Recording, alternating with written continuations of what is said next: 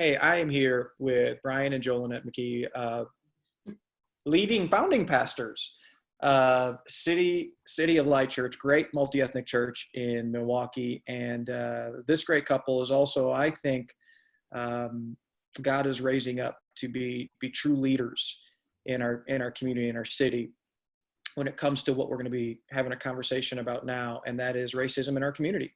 Mm-hmm. And how the local church, how us can be a part of that conversation and action moving forward as far as that's concerned. And so what we hope to do is just to kind of model what a conversation would look like and could look like, that we think that we should be having with people of color, and learning and connecting stories, and then eventually, hopefully, those conversations lead to action. So I'm going to start by asking you guys some questions, and I hope you'll help me kind of fumble through this with you guys as we do this. So your reaction when you heard or saw the video of George Floyd, just your initial reaction.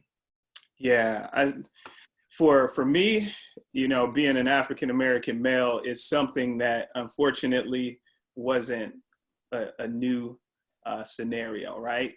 And initially I couldn't watch the entire video just because I think at this point in 2020, and we're still in the middle of a pandemic and so many things going on, it was just one other significant thing that in dealing with racism, you would think that the one virus is enough.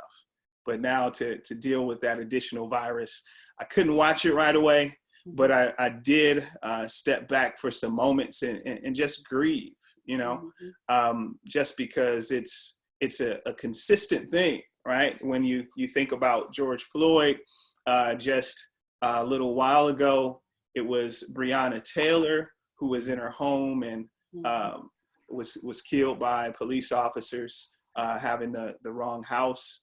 And before that was Ahmaud Arbery just in February. Yeah. So there's so many things that are moving so close to one another. Mm-hmm. I think that it was something I had to just step back for a moment and just take a breather, because it was hard. It was rough, Yeah, I mean, for myself, it's just a big ball of emotions. You move from being upset to being angry to, all kinds of things, because, because I watched the video and I told myself at first I wasn't going to watch it, but then I felt it was necessary for me to watch it just personally. Mm-hmm. And seeing it, I don't know, the age that we live in now, with everybody having cameras, it just brings a different light. I know a lot of people were like, just show the art, or just talk about it, no images, no videos. But I think that is a cop-out sometimes. It's just put it over there so I can live in my bubble and don't have to deal with it. But when you start putting images and videos behind it, I don't know, it does something for you.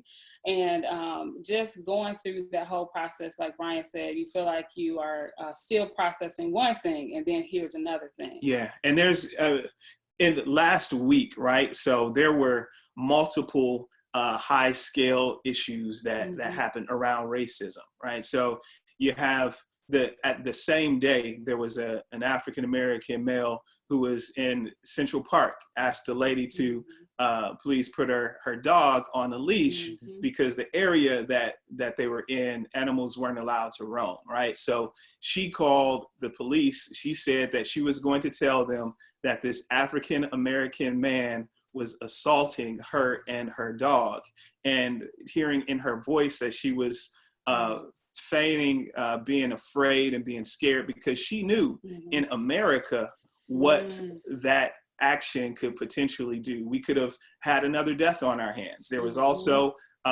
just in the same week, there was a youth pastor that said that there were 2 African Americans that had kidnapped him in an attempt to cover up meeting a guy from Craigslist, right? And he had gotten caught. And there's, another issue that popped up with a lady who had killed her autistic child, and then also blamed it on African Americans, right? So just so that you can see, and that's just 1 week, right? So right. It's a lot. It can be a lot. That's a lot. As you guys, okay, now we're a few days away, removed from it, okay? Has your feelings changed at all? I think the processing part of it is still happening. I think we have moved from, or I have moved from the initial just intense hurt and pain from it into what are some actionable steps that can be taken, right? And actionable steps not only from the African American community, from the white community, from other areas, other communities, because it's going to take more than the African American community to see difference and change take place. It's going to take all of us. Yeah. And I think even for myself, to get up off the couch and, you know, after you had that emotional week and all the other stuff, what really got me off the couch was understanding that we are in community and relationship with people who do care, that look different from us. And I think that that is what helps you keep fighting. Like, okay, I can understand someone in my situation who will view this. And if you don't have that community, you could just be, you have this anger and you don't know what to do with it. Or you just give up on society or system just regardless because you don't know, like, there's an alternative. And I think that that's one of the main things for City of Light Church and just even people who have these spaces is that helps you get up and fight the cause again, because you understand that we had people in our congregation that were in a suburban church, but might have heard a talk and who were moved to say, I don't know one Black person, but they got up and they did something. Now they are in a community of diverse people holding all types of babies and different things. So it gives you hope to let you know that some people just need an opportunity and they don't know where to start. So well said. Yeah. You, Brian, you just talked about just some examples before this one. Okay. Right. Why do you think this one has created the reaction that it's created, nationally speaking? Yeah, good question. So one is the blatant disregard for human life, right? And that it was recorded, very crisp, very clear recording of this particular thing taking place over the span of 7 minutes or more, right? And with the buildup of everything else, you know, it feels like this was a collective kind of tipping point, right? A collective, you know, straw that broke That's the kind camel's of enough. back. Yeah. Enough is enough. Yeah, yeah. Yeah, because when you trace things back, there's something that, you know, we're familiar with PTSD, right? Post-traumatic, stress. Syndrome, right? And now I got the words mixed up because there's also a book that's called PTSD and it's called Post-Traumatic Slave Disorder. And that's the one that I initially thought of because there was a doctor who did research on PTSD and just showed that how trauma that isn't treated is transferred, right? So when you trace things back, all the way back from slavery, then to the Jim Crow era, then the war on crime, and all of these different eras that, and then, you know, living in the mass incarceration era now, right? And you start asking the question of, okay, if we're in 2020 and you see African-American people and you say, why do they act that way?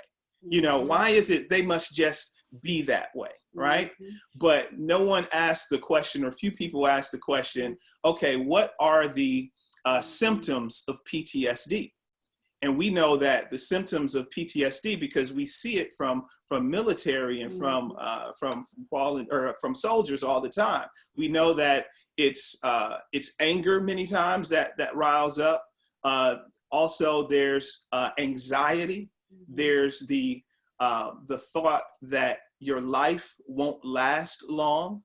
Like all of these specific characteristics of PTSD, and that it's something that needs to be treated. So if you look at a community of people at the time when slavery was ended, or when it was on the books was ended, and you have all of these millions of people that watched relatives be lynched, that watched people be burned, that watched their, relatives be raped, and watched families be torn apart. But there was never a time in American history where that trauma was treated. So then what you find is, you find parents that operated with the characteristics of being having PTSD, and that's then transferred to their kids, and then that's transferred to their kids. I've never heard that before. That's really fascinating. I've never heard that before. Yeah, and then you get to a point of where now in contemporary times, and you're saying, why is it that they act this way? Why is it that there's so much anger? Why is it that there's just so much? Okay. Let me ask you this. Mm-hmm. And this is where, once again, I don't even know how to say this properly. Yeah. But I hope you know what I'm saying when I ask you this. When I hear people say, and it's even hard, and it doesn't have to be people of color, it can be with any group of people, when there's this, hey, why do they?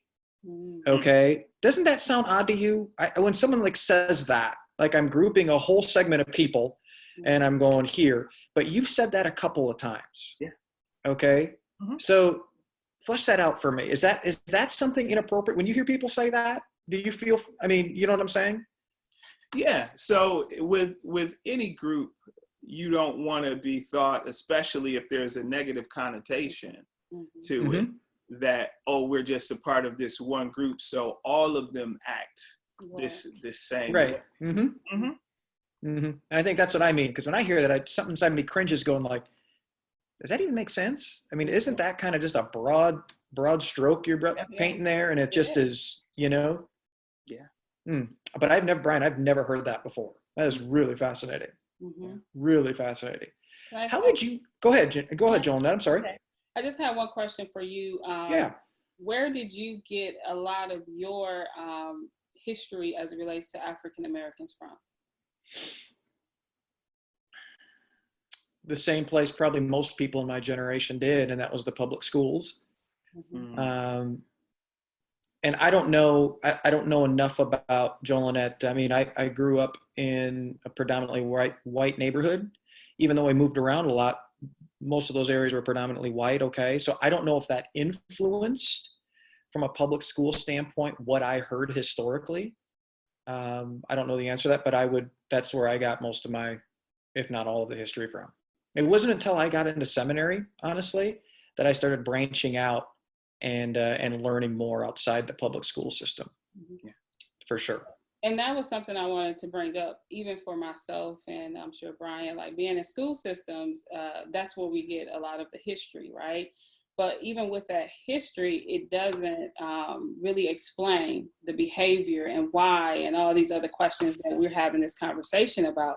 So it was only until we started digging and understanding how systems have been set up and the history, and Brian talked about that earlier, is there awakening? And so for me, I have a level of patience with individuals who may not know, but then the responsibility comes to you that now you can pick up a book and you can read and you can reach out to understand why do certain groups of people may act a certain kind of way, or why this is happening, because then you're only responding based off what you think you know, and what you think you know is flawed. Right. And so in the terms of like history, because history, we went through the classes, they don't teach that.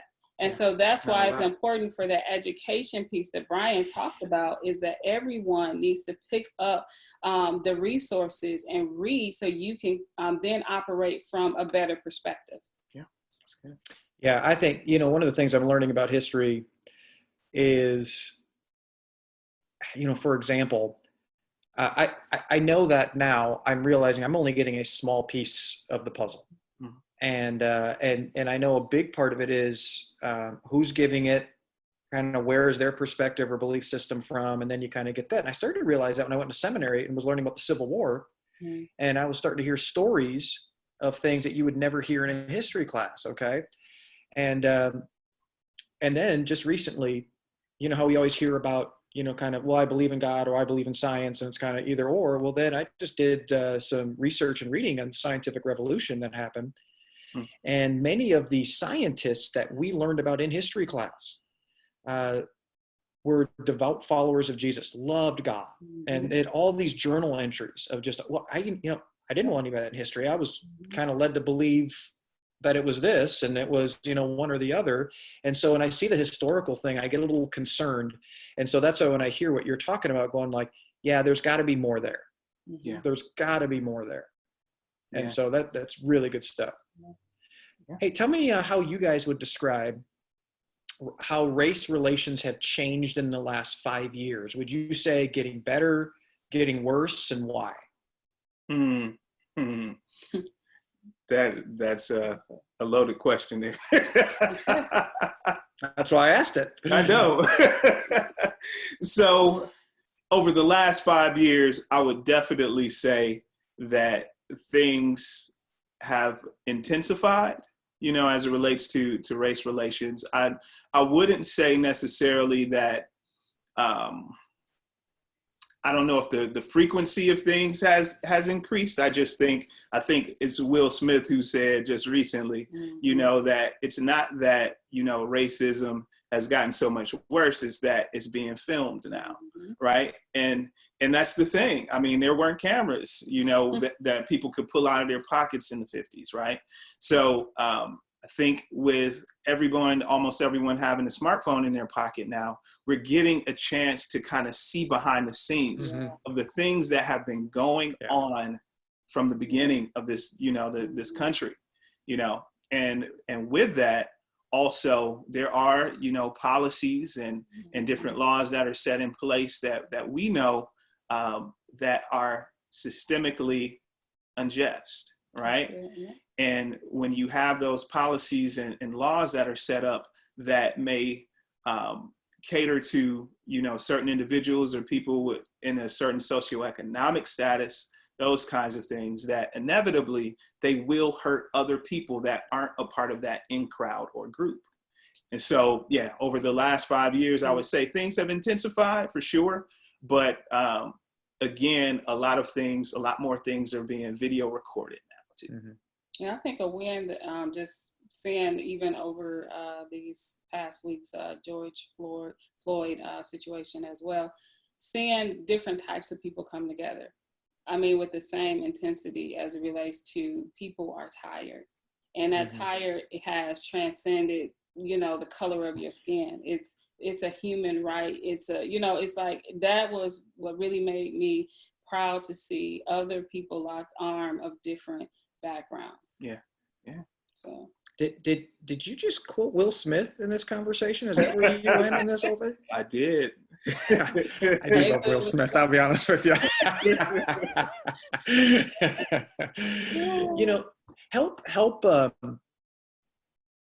Help me interpret this, okay? So we're seeing protests around the country right now, okay? And we're seeing peaceful protests around the country.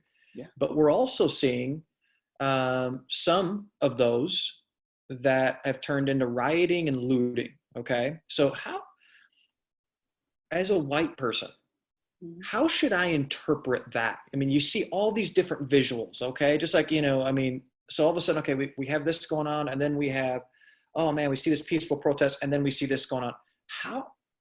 Help me understand all that. How do you interpret that when you see that? Yeah, and that's a good question. So people that are dealing with trauma, people that are, that have mental health impact because of traumatic situations that have happened. If I was, a clinical psychologist or whatever, right? I would look at those individuals and I would acknowledge that, yes, some of the things that they are doing are harming other people for sure. But also, if that was my profession, I would have to look deeper and ask, what is the root issue, right? What is the problem, right? The real problem. So when we look at things like that, of course, you know, we don't advocate for people looting or anything like that.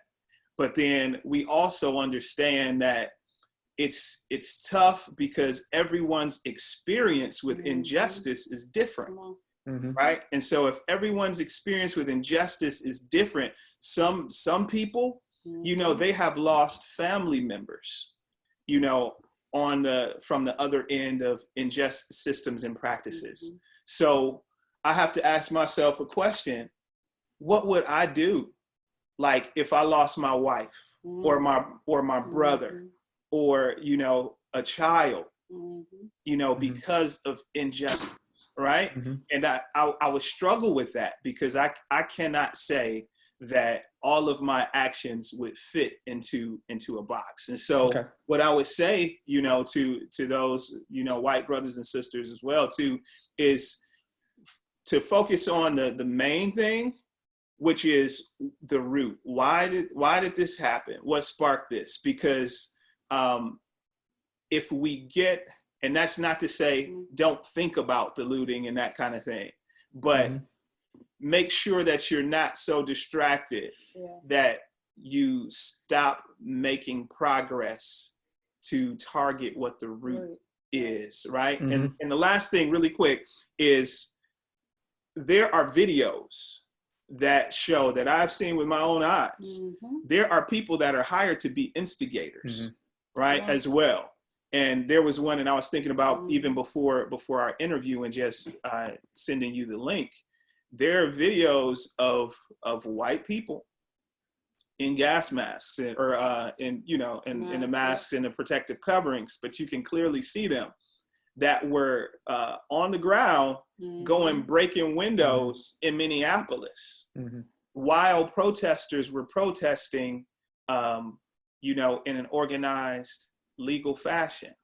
So there are then those things that are kind of layered, where you have, you know, people that have said, like, we were sitting on a bus stop, we weren't even protesting, and people were spraying pepper spray out of their windows at us while these things were going on. So there are other elements that are also inciting riots and inciting things as well. Yeah, let's talk about another sensitive topic. Let's talk about police. Okay, and let me kind of give you my thoughts, and then I want you to give me yours. Okay, and give your opinion on my thoughts. So here's how there's so many, I can't tell you how many men and women in uniform I've talked to that this is horrific for them to watch and to see, because they've given their lives to serve and protect people, all people that are in their communities. And so this is just crushing for them as they watch this, because they know it's kind of like us, we're pastors, and we know there are some really corrupt pastors, bad apples. And of course it, you know, makes us all look bad when that happens. All right. And so you see this going on, and so it's so easy to paint every policeman or woman with the same stroke that some of these guys these bad apples are doing.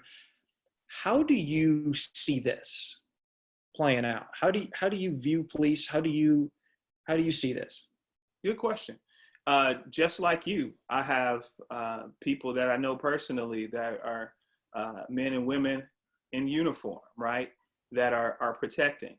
This has not changed my thought about them, not one bit, right? And I'm glad that you asked that question, because as an African American, I do know that sometimes there's a perception in other communities that African Americans, that if they speak out about unjust practices in law enforcement, that they hate all police officers, right?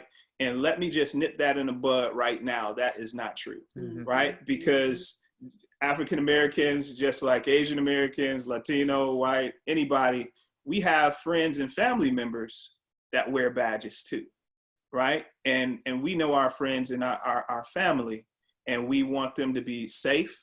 We want them to be protected just as well. But it's important that the narrative is changed, that we are intelligent enough to be able to distinguish and say that we understand there are some bad apples in every single career, every single industry, everywhere you go, right? And so that's how we view law enforcement. We love law enforcement. We love the people that are hired to protect and to serve. But we have and take huge issue with those that are bad apples. And we're not going to stand for them to continue to do that and to harm people that we love and care about. Joelynett, you want to add to that at all? I mean, I definitely agree with what Brian said. Being a person who has worked alongside of them, if that's in higher ed and hire them to teach classes and different things like that, it's like I have a huge respect, and I know the courage it takes to go out and do their job. So I think that we're not belittling that. I think that right now people are just tired and they are upset. And sometimes when you're tired and upset, everybody getting it. So and that's why we still have to emerge the stories of people who are doing their job and people who are doing what it is that they're supposed to do. So that's, my heart is that we love and respect those who are doing their job, but those who are not, that we take issue with that. Yeah. We take issue with it. And that even there's this, it's a system too, right? That has been put in place. And when you trace back even the system of policing in the United States and why it was initially set up in the way that it was. And it was after slavery to make sure that African Americans stayed in their place, right? Do the history. When you trace it back, you'll see that the policing system or structure in general was set up for that. So then if it's at its inception, how it was set up, then there are things and sin that creeps in that has to be dealt with in order for it to really be a pure system or a system that protects everyone. Yeah. So how do we begin? Let's move to solutions. Some thoughts on that. How do we begin to have honest conversation with, we're talking about things that we don't really understand. I'm talking me, okay? And in this thing, everybody else understands it better. But how do we begin to have honest conversation like we are now, okay, without, because, everything's politicized. Everybody, always worried about being offended and all that stuff. So how do we walk through that so we can have honest conversation? That's a good question. So when you say we, what are some examples? Okay, I'm sorry. Let's just say, so like when I reached this point where I'm like, man, I don't know. And I'm hearing all these things and I don't know. So I reached out and started taking out some friends to coffee, of some African-American friends, coffee, just going like, hey, can you help me here? All right. But I know not everybody, and I just said up front, is it okay if I stumble and maybe offend you, but it's not, here's my heart in this. Okay. So I was able to do that, but I know not everybody feels that way, but it was such a critical part for me. It just opened, I treasure those conversations. I think they're a necessary part in this whole thing. I do. I think without relationships, everything's concept. Yeah. Relationships personalize it. Very true. Okay. If they personalize it. Okay. So how would you encourage people to have those conversations, to be in a place where they can have those conversations? Does that make sense? Yeah. And it makes total sense. No, I was just going to say too, one of the things, it has to start with relationships. Having a relationship with someone, you can't just start sometime having a conversation and people don't know that you love them or you care for them. You have some type of buy-in, both parties. So I think that just having honest relationships with people, then you begin to develop like they know where you're coming from. And so when I'm having this, how do you start that? Though?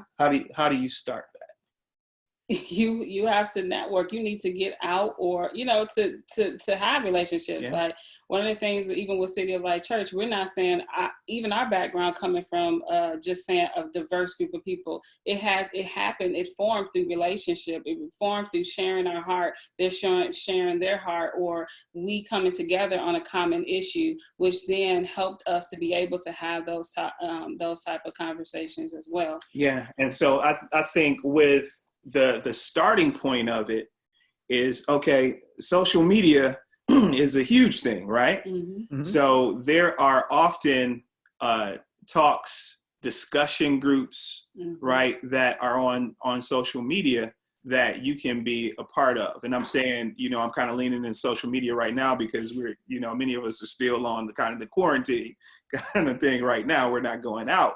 But to be able to take the courage to step out of your normal events and normal places that you would usually go. And in the beginning, letting people know, look, I care about you. I respect you, and I respect your humanity. And I want to learn more so that there can be a relationship that helps move humanity forward, right? And I think and just even speaking from a, African-American male perspective, when you know that someone respects you as a human being, Changes everything. Yeah, that's a starting point right there. Yeah, and I just wondered if I had so many conversations up front. I still can remember some of them, and I know I put my foot in my mouth because I know what I was doing, and they would laugh, and then they would joke, and then but it was fun because the people that I would be talking with, they would be like, "Here's how I heard that." And then we would laugh about it. I'm like, I never thought about that, but it was such a free conversation. Yeah. And it was so helpful for me just to walk away going, gosh, that is not my filter. And I never in a million years would have thought that way or considered that or all that stuff. But I had to ask for permission. And then those individuals had to give me permission. Yeah. And when they did, I tell you, it's a beautiful conversation.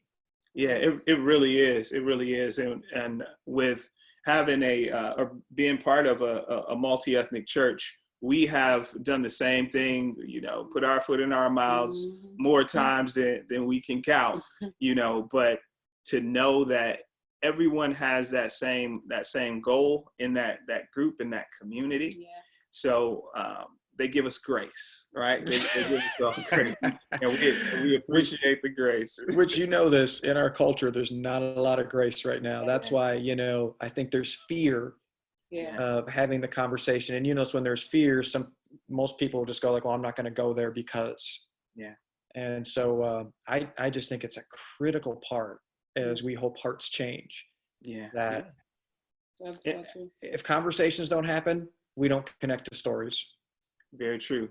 Very true. And like I said, there's still some through those conversations. I still remember some stories that I was told, and I'm just going, I've never had to be faced with that. Mm. And, it's just taken my worldview and perspective and just gone and just expanded it so much. It's just been, I just firm believer people have got to start talking with each other about this. And we've got to start learning. Yeah. Agree. As far as that's concerned. My hope is that this monthly meeting that we're looking to start up, that it would be a place. I keep hearing in my heart a safe space. That it would be a safe space for folks from all over to be able to ask questions, to listen, to learn, so that we can move humanity forward in southeastern Wisconsin and beyond. Yes. Well, I tell you, we say at the Ridge all the time that the local church should be the safest place and the most loving place for people who aren't Christians. Can come and believe and talk, say whatever they want, because that's when there's safety. People become vulnerable. Right. Yeah. Right. And when they're vulnerable, that's when connection happens. And we look at that and go, well, that's when the Holy Spirit is allowed in. and to work. And I think that holds so true to this, what we're talking about. Very true. I really do. As a Christian, what should this mean to me and to us? Mm-hmm. Well, Jesus, as he was praying to the Father, preparing to be crucified, he prayed this prayer and he said, "Father, I pray that you would make them one." And as he was talking to the Father, he was talking about not only his disciples, but those that would come to know him through their example.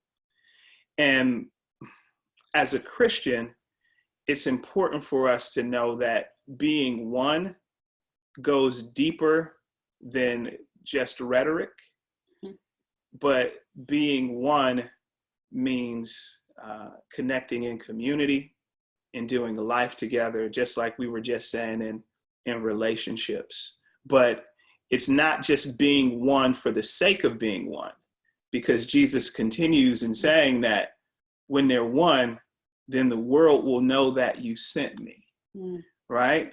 So if our heart's desire, if our great commission that has been given to us by Jesus is to make disciples of all nations, all ethnos, where we get ethnicity from, then in order for us to be successful in that goal, oneness has to be worked on in parallel, so that we can reach people from every tongue, tribe, and nation.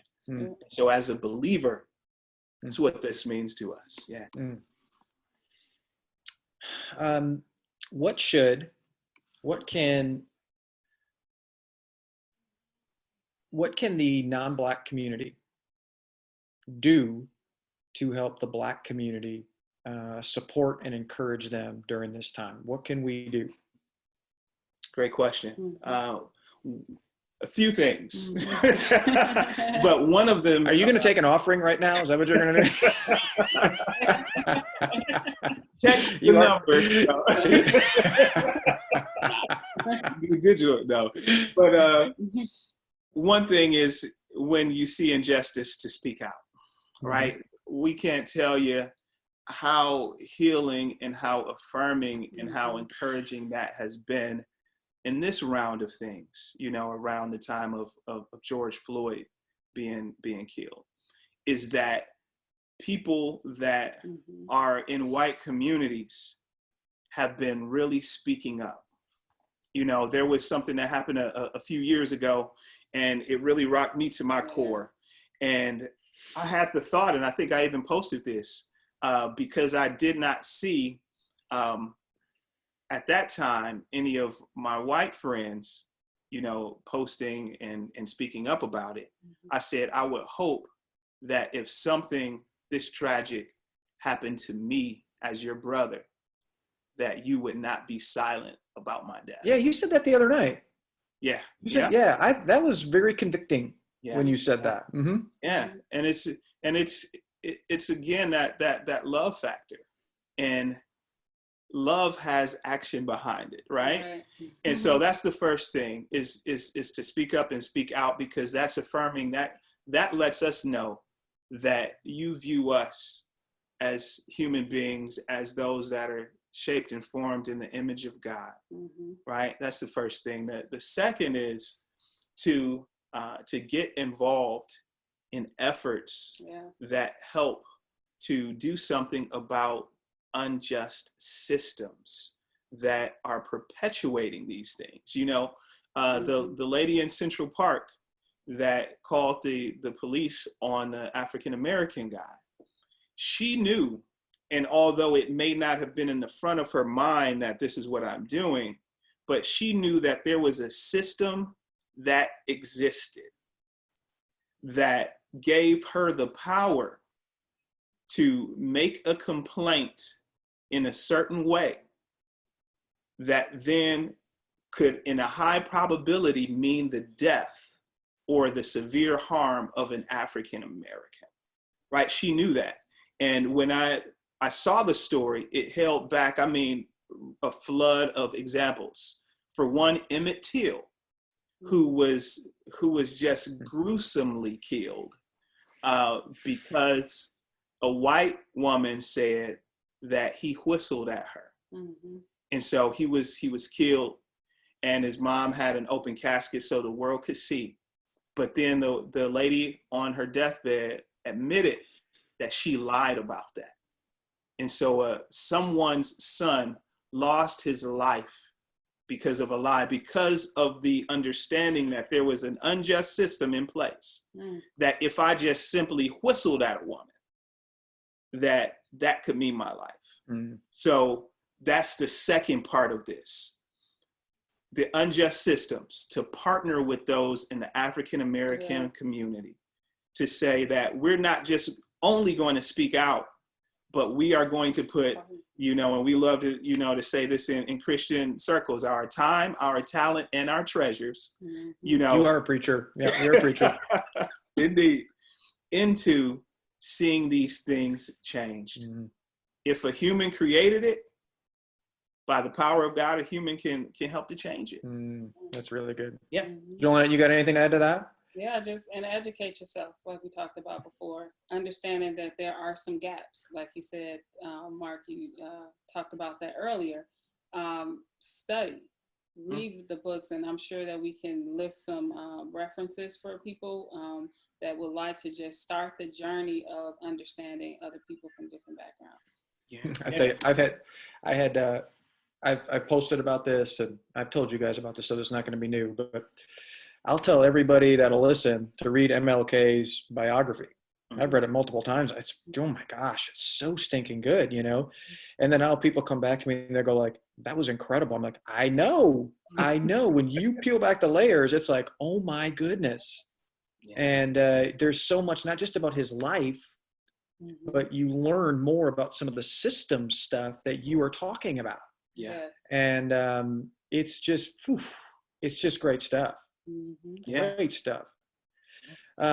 Okay, so when you hear this, I'll close my part with this, and if you have any questions for me, you shoot away. But when you hear this, what do you think of? Galatians 3:28.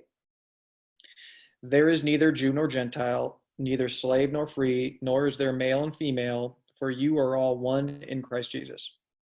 Good question. What do you think of? Yeah. I love the word too. So I understand that positionally we are one, but that it takes active work to be that experientially, right? We have to be able to be that an experience. God has already set it up for us in heaven, He's already set us up that way, but we have to work that thing out every single day of our lives. That's good stuff. You guys, you have any questions for me? No, I think other than the ones that we asked already, I think those are good. I do. Okay. I just have one for you, Mark. How has this experience changed you during this time? This experience being George Floyd? Yeah.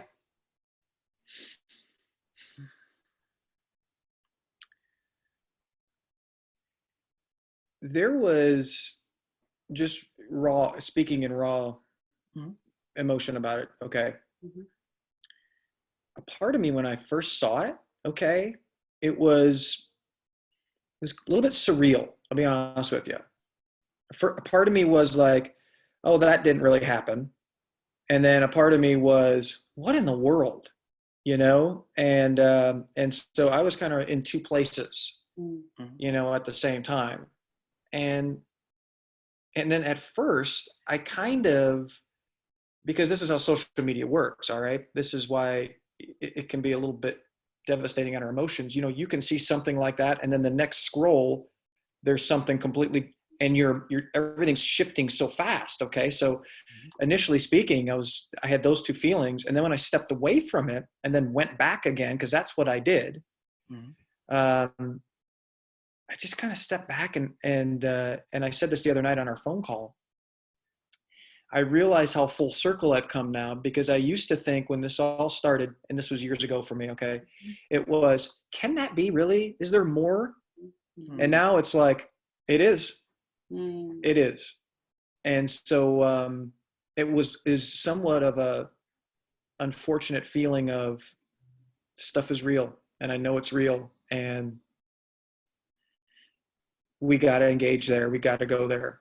And so, yeah, Joelynett, it's but then I just felt very inadequate to really go, how do I speak about something? And how do I say this? I don't feel like I have a voice, a credible voice to this topic. Okay. That I can add much to it. And that's just a real honest, because once again, I'm on the quote unquote other side of this. All right. And so I'm going like, well, what can I add? What can I do? And so there's just this weird tension, honestly, around the whole thing. And I feel just so inadequate even talking about it now, even in conversations. I still do. The desire is, but I'm going, what can I really add? Does that make sense? That makes complete sense. But one of the things, I think adding your presence meant a lot. Sometimes, I think we get past the, am I saying this right? Then your presence alone and partnering with other people that are doing the work as well speaks a lot. So I think that you're showing people, and you not knowing everything, but you're doing something. Yeah. And having these type of conversations is necessary. Your presence means a lot. I'm sure people who saw their pastor engaging in conversation like this did their heart justice, because you're not saying anything make it like you're condoning it, even though you might be confused about what is it that I'm supposed to say, right? But having these conversations and your presence is important. And that's what I want everyone who's watching this to understand, is there's more marks like that, like people who think like that. But you just saying, I don't know what to do, but I'm going to go to the people that have been doing the work as well. And I'm going to roll up my sleeve, and I'm going to come as a learner, and not just a person who thinks they know it, but hey, we're going to learn this thing together. It's huge. It's huge. I've had responses, so many positive responses since Wednesday's call. And people, and let me tell you what presence also does, is it gives hope to people that look like us, that think that we are in this fight alone, right? And to hear those comments that, okay, maybe, just maybe there's some hope that I won't have to bury a relative, or for a mom that, has sons, that maybe my sons can grow up and not have to be killed, their lives snuffed out prematurely, because there are other people from different communities that are saying as well, enough is enough. And I just said this last piece is that I put some updates of quotes of people that were in the network of people I knew that were non-Black who was speaking up. And the responses that I received were people, African Americans, are saying, I'm crying. Because again, if they know that other people are hurting when they are hurt, it means the world of difference. And that's what we are trying to do with City of Light Church, because people need to know that there's alternatives, that we don't have to do other things, there's other routes to take. And that's what we want to show as a unified body, that we can still make change. Yeah, I know. I said this the other night, and I know when I say this, I know there's other systematic things that we got to deal with. Okay, so when I say this, I'm not discounting those, so please don't hear me on that. I still have this firm belief that healing in this area is not going to come until it starts with healing within the local church and a community, especially in ours, because I just don't see God working around that. A fractured family is not an effective family. And so I'm just a firm believer, the more that we come together as churches, as we are right here, and we go, nope, we're in this together. We are one, as you were pointing to John 17 and just Galatians 3. That's when I think we'll really see the Holy Spirit start to work powerfully in hearts, okay? In hearts, because at the end of the day, that's where it has to happen first. Hearts have to change. But our hearts as leaders have to change and be willing to change in that whole thing. And if we don't, how can we expect people to go there as well? Very true. Very true. Because then our witness won't be a credible one. If we're saying, oh yeah, Jesus is, for unity, but then our family is fractured. Not credible, Yeah. Well, guys, like I said, that was so invaluable. And thanks for allowing me to stumble and fumble. All good, man. Questions and learn. And hey, just so you know, I will be I'll send you some dates so we can continue that conversation. Great. And work that out. I think there's some momentum there, so we want to build on that as far as that's concerned. So I'll make sure to have something out to you, and hopefully it'll work out with everybody. We'll work our calendars out to make sure. Awesome. And but hey, thanks for taking the leadership on it, you guys. I mean, I think back to when this all started for you guys, and now see where you guys are now. There's a lot here, and God is obviously raising you guys up to be a big voice in this whole thing. And so I just want to thank you guys for it. Thank you, Mark. Appreciate you, man. You. Love you. Love you. Love you too, guys. Have a good day. You too. You too.